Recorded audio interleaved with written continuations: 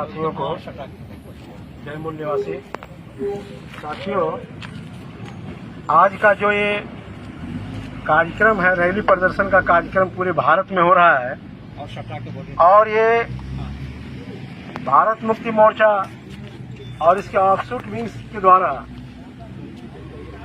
ये आंदोलन का जो 4 चरण तय किया गया है, ये तीसरे चरण का आंदोलन है और ये तीसरे चरण के आंदोलन से अगर सरकार नहीं मानती है, अगर चुनाव आयोग अगर नहीं समझ पाती है, तो आने वाला 31 जनवरी को लाखों की संख्या में लोग जाएंगे और चुनाव आयोग कार्यालय पर बहुत बड़ा मोर्चा पहुंचेगा। साथियों, ये इलेक्ट्रॉनिक वोटिंग मशीन के बारे में कुछ जानकारी आप लोगों को बहुत ही शॉर्ट में देना चाहूंगा। क्या है कि जब से भारत में आम चुनाव हुआ, एडल्ट फ्रेंचाइजी लागू हुआ और तब जो है लोग उतने वोट के प्रति जागृत नहीं थे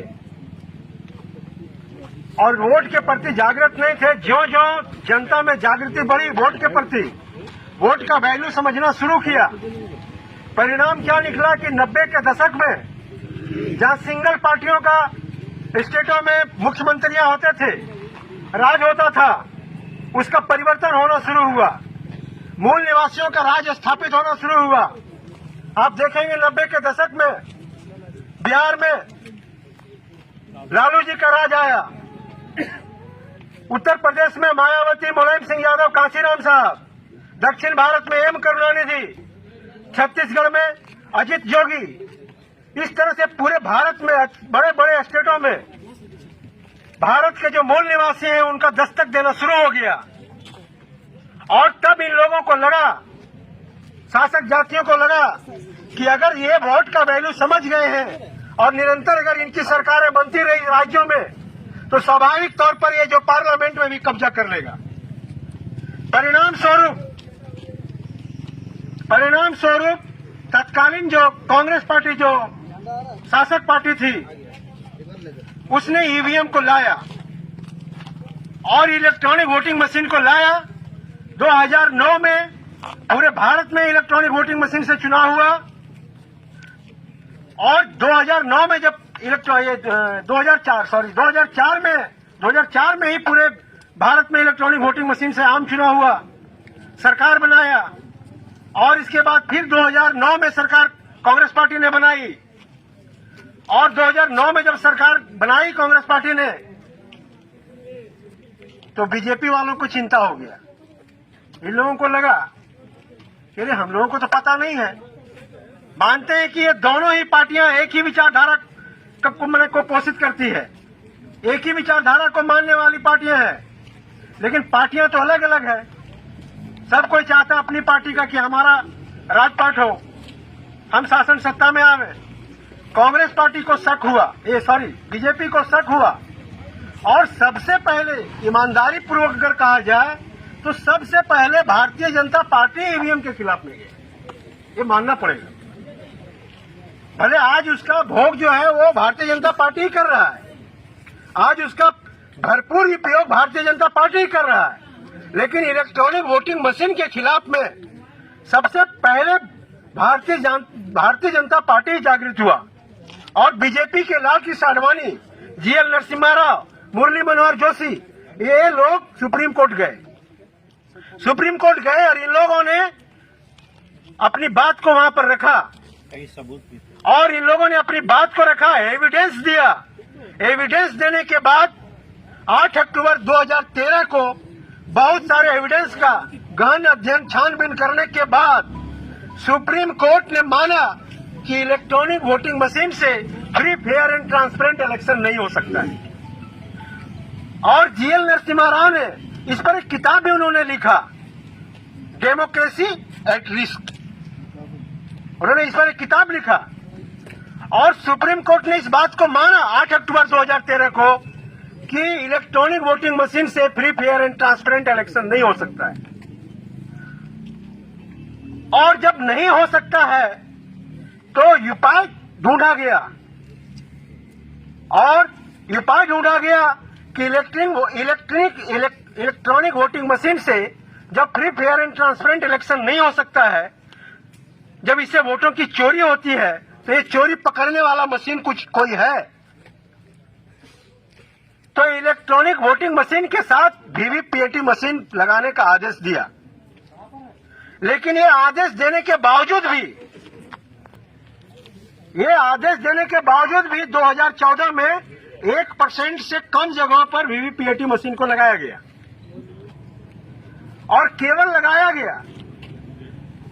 इसके बाद बहुत लंबे आंदोलन के बाद भारत मुक्ति मोर्चा के राष्ट्रीय अध्यक्ष मान्यवर वामन मेश्राम साहब के द्वारा सुप्रीम कोर्ट पहुंचने पर 17 अप्रैल 2017 को ये निर्णय आया कि इलेक्ट्रॉनिक वोटिंग मशीन के साथ, पूरे इलेक्ट्रॉनिक वोटिंग मशीन के साथ वीवीपीएटी मशीन लगाया जाए। और पूरा इलेक्ट्रॉनिक वोटिंग मशीन लगाया गया। लेकिन क्योंकि टाइम बहुत कम है, इस पर मैं ज्यादा नहीं जाना चाहता हूं। लेकिन क्या है कि इलेक्ट्रॉनिक वोटिंग मशीन तो लगाया गया, लेकिन इसमें एक बहुत बड़ा दांव पेश किया गया। जैसे मैं कहूं कि हेलमेट पहनना बहुत जरूरी है। अगर आप हेलमेट नहीं पहनेंगे तो एक्सीडेंट हो सकता है और माथा फट सकता है। तो हेलमेट रखना बहुत जरूरी है। मैं ये कहूं, हेलमेट रखना बहुत जरूरी है। और हेलमेट रखना ये बहुत जरूरी है। और सभी लोग हेलमेट को बाइक में हैंडल में टांग दे, तो क्या एक्सीडेंट में वो हेलमेट बचा देगा आपके सर को? अगर वीवीपीएटी मशीन पर करोड़ों रुपए का खर्च किया गया है, तो वीवीपीएटी मशीन से निकलने वाले पर्चे का गिनती क्यों नहीं हो रहा है? हमारा सिंपल सा मांग है कि वीवीपीएटी मशीन, चूंकि इलेक्ट्रॉनिक, ये जो बैलेट पेपर में बताया जाता था कि बहुत कागज खर्च होता है, ठीक है, मैं मानता हूं कि बहुत कागज खर्च होता है, चलो कोई बात नहीं। क्या वीवीपीएटी मशीन में पर्ची खर्च नहीं हो रहा है? सिंपल सी बात है, बैलेट पेपर को हाथ में ले, मुहर लगावे और डाल दे। ये सेटिस्फेक्शन का मामला है, ट्रांसपेरेंसी इसमें है। और ये पर्ची जो छपता है उसमें इलेक्ट्रॉनिक वोटिंग मशीन में पहले हम बटन को दबाते हैं, फिर वो कंट्रोल में, वो क्या कहते हैं, कंट्रोल यूनिट में जाता है और इसके बाद फिर वो वीवीपीएटी को ट्रांसफर करता है। जब वीवीपीएटी को ट्रांसफर करता है उसमें पर्ची कट के गिरता है। जब उसमें पर्ची कट के गिरता है तो इतना सिस्टम लगाने के बाद एक पर्ची पर मुहर लगा आपका, तो क्यों नहीं डायरेक्ट बैलेट पेपर पर मुहर लगाया जाए? और अगर फिर भी नहीं मानते हो तो 100% वीवीपीएटी पर्ची का गिनती किया जाए। इसके अलावे दूसरी किसी भी शर्त को नहीं माना जाएगा। इसीलिए अगर चुनाव आयोग, जो आज पूरे भारतवर्ष में, भारत के 667 जिलों में जो ये रैली प्रदर्शन चल रहा है तीसरे चरण का, अगर इसके बावजूद भी अगर चुनाव आयोग इस बात को संज्ञान में नहीं लेता है, तो 31 जनवरी को आप सबों को, जिनको जानकारी नहीं होगा, उन्हें भी संगठन की ओर से आमंत्रित करता हूं कि आप सभी लोग दिल्ली चलने के लिए, दिल्ली कुछ करने के लिए तैयार रहें। और क्योंकि आंदोलन ही एक विकल्प है। आप लोगों को पता होगा कि कुछ दिन पहले सुप्रीम कोर्ट के जो वरिष्ठ जजेज हैं, वो कोर्ट से निकल के बाहर में आके उन्होंने भी जनता के सामने अपनी बात को रखा और उन्होंने कहा कि हम लोग भी दबाव में हैं। ये जनता के सामने अपनी बात को सुप्रीम कोर्ट के जजेज जब रख सकते हैं, तो न्यायपालिका से हम ये उम्मीद नहीं कर सकते इस वक्त, इस परिस्थिति में, कि इलेक्ट्रॉनिक वोटिंग मशीन पर चुनाव आयोग पर कुछ बंदिश लगाने के लायक भी सुप्रीम कोर्ट शायद है। इसीलिए मैं आम लोगों से आह्वान करता हूं, बुद्धिजीवियों से, आम लोगों से आह्वान करता हूं कि अगर आज के आंदोलन के पश्चात अगर चुनाव आयोग अगर हमारी बात को नहीं मानता है, तो हम लोग 31 जनवरी को लाखों की संख्या में पहुंचकर और हम लोग चुनाव आयोग कार्यालय पर मोर्चा लेकर जाएंगे, अपना प्रदर्शन करेंगे, वो भी संवैधानिक तरीके से, क्योंकि संविधान ने हमें अधिकार दिया है। साथियों, आप लोगों को जानकारी होगा कि 6 अक्टूबर को, चूंकि आर्टिकल 19 में किसी भी ऑर्गेनाइजेशन को, किसी भी व्यक्ति को अभिव्यक्ति की आजादी है, और इस आर्टिकल का उपयोग करते हुए हमारा संगठन भारत मुक्ति मोर्चा वामसेफ ने हरियाणा और उत्तर प्रदेश में कार्यक्रम लगाया था और उस कार्यक्रम को आरएसएस के कार्यकर्ता ने लोगों ने वो डिस्टर्ब किया था। और जब वहां पर डिस्टर्ब किया था तो चूंकि क्या है, आप कुत्ता को भी अगर ढेला से मारो तो कुत्ता ढेला को वो मुंह लगाता है। कुत्ता को भी इतना अकल है कि ये ढेला का कोई दोष नहीं है। कुत्ता भी उस हाथ को पकड़ता है जिसने ढेला उठाया और चलाया।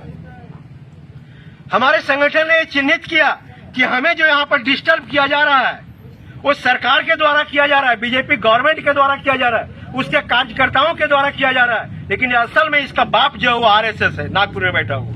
इसीलिए 6 अक्टूबर 2022 को आरएसएस के कार्यालय पर बहुजन क्रांति मोर्चा के द्वारा ये मोर्चा ले जाने का कार्य किया गया। आप लोगों को जानकारी होगा कि भागवत जी आरएसएस कार्यालय में ताला बंद करके वहां से वो निकल गए। इसीलिए इस बात को ध्यान में रखे चुनाव आयोग कि हम छोटी मोटी संख्या में नहीं आ रहे हैं कि आपके गिदड़ भभकी से लोग भाग जाएंगे। हम लाखों की संख्या में वहां पर पहुंचेंगे और चुनाव आयोग को मानने पर विवश करेंगे। और अगर चुनाव आयोग नहीं मानता है तो हमारा जो नेतृत्व है उन्होंने कुछ खुलासा नहीं किया है, लेकिन उन्होंने कहा कि आगे का प्लानिंग है, वो मैं डिस्क्लोज नहीं करना चाहता हूं। रणनीति की बातें मुझे शक है कि लाखों की संख्या में जाने के बावजूद भी अगर चुनाव आयोग हमारी बात को अगर नहीं मानता है, बैलेट पेपर पर वापस नहीं आता है, अथवा वो इलेक्ट्रॉनिक वोटिंग मशीन के द्वारा साथ जो लगा हुआ वीवीपीएटी का पर्ची अगर गिनती नहीं करता है तो आगे का रणनीति बनाया जाएगा। साथियों, इसी के साथ मैं अपनी वाणी को विश्राम देता हूं। जय मूल निवासी, जय भीम, जय भारत।